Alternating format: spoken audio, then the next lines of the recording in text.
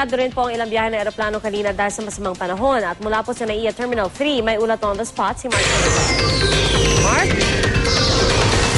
Pia, dahil nga dito sa bagyong si Ophel ay 13 flights ng Cebu Pacific ang kinansila nila. Ito yung mga first flight nila kanina, no? Yung Manila to Caticlan at yung Manila papunta rin sa Osamis, Manila to Pagadian, Manila to Legazpi at syempre mga pabalik na flights na yun to Manila.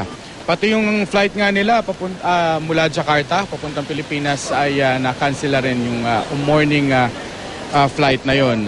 Ngayon, ang flight sa Caticlan, Pia, pinaka-busy para sa mga airlines dahil yan yung papuntang Boracay. Halimbawa, yung Cebu Pacific, meron yung 12 flights there daily.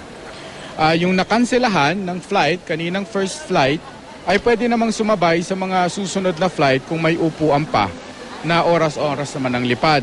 Yung mga nagdesisyong umuwi na lamang at sa ibang araw na lamang lilipad, pwede naman sila magpa-rebook at ito ay free of charge, walang penalty. Ang Airfield Express naman ay 4 na flights. Ang kansilado yung kanilang Manila to Masbate at yung pabalik at yung papunta nila ng Naga at Naga to Manila, yung 8:50 AM flight ito. Puro mga morning flights na nag-cancel.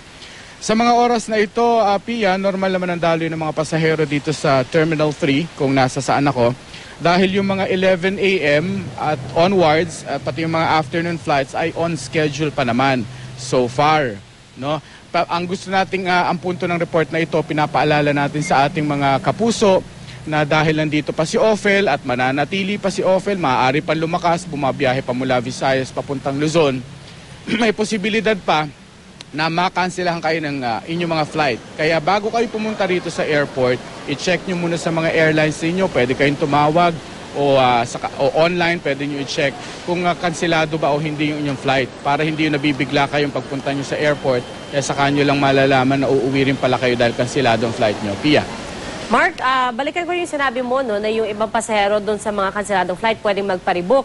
Paano kung yung ipaparebook nila sa susunod na linggo na inaasahang peak season? May nabanggit ba yung mga airlines kung magdadagdag sila ng mga flight? Wala pa namang ganyan. Kausap natin kanina yung tagapagsalita, taga-PIO ng Cebu Pacific. Pwede kang magpa-rebook naman. Siyempre, subject pa rin sa availability ng seats kung ano mang araw yung napili mo. Ngayon, kung sasabihin nilang peak season, yung next week, di ba hindi ka ma-accommodate doon, pipili ka ng petsa. Basta mahalaga dyan ay wala itong penalties kahit na magpaulit-ulit kang rebook kung hanggang sa makakuha ka ng available seat for you. Alright. So Mark, sa tansya nila, mga ilang pasahero ang apektado nitong flight cancellation kanina at ilan pa yung posible maapektuhan sakaling magkansela pa ng mga flight ngayong araw na ito? Wala akong eksaktong bilang ng mga apektado ng 13 flights ng Cebu Pacific at 4 naman ang mga pasahero na nakansela ng flights ng Airfield Express. Pero hindi, ang ina-expect natin kanina nung pumunta yung news team dito ay busy yung airport at inaasahan namin may mga stranded na passengers, pero hindi. Dahil sabi nila wala rin naman daw masyadong nagpabook ng very early flight, lalo na yung papuntang Caticlan dahil siguro wala namang gusto rin mag-beach nang ganito yung kanilang panahon. At alam naman natin may bagyong si Ophel at sa Visayas pa man din nananalasa ngayon. Yeah. Alright Mark, maraming salamat sa inyong pagbabantay. Si Mark Salazar po, nagulat live mula sa NAIA.